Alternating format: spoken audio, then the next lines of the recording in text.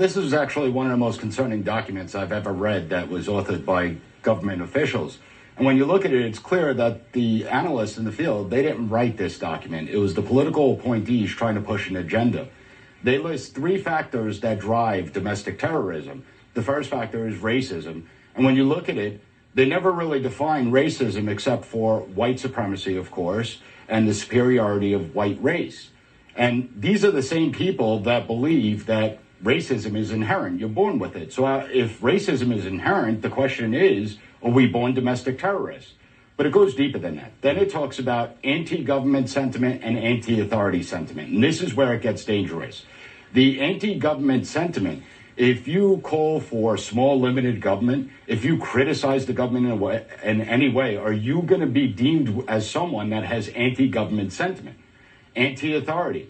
If you question government powers, if you push back against the government, if you look at the coronavirus and you question the mandates that came out as unconstitutional, well, now you're classified as anti-authority. And just think back, over 1,200 public health officials a year ago signed a letter stating that if you protest lockdowns, that's white nationalism. So we have these vague terms that are being used that really could encompass anything. In the document, it talks about violence. Now, we all abhor violence. Violence should not be tolerated in any way. But this document goes much further than that. It talks about incitement and what can incite domestic terrorism. And it doesn't give any explanation except for the fact that the government, the powers that be, will determine what incitement is.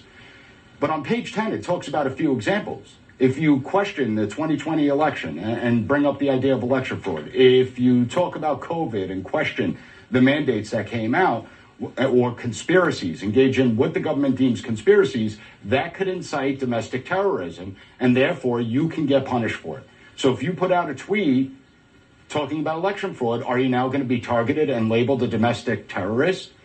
So then the document lays out the 4 pillars in how it's going to push back against domestic terrorism. You see widespread monitoring of American civilians. You see a partnership with big tech, the financial sector, to give up Americans' private information.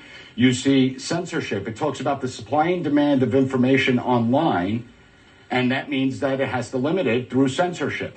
It talks about encouraging individuals and families, trying to recruit them. And when we look at that, well, what do they mean by that? I remember in Vermont when a governor tried to do that. So we see these abuses take place, but it's a political agenda.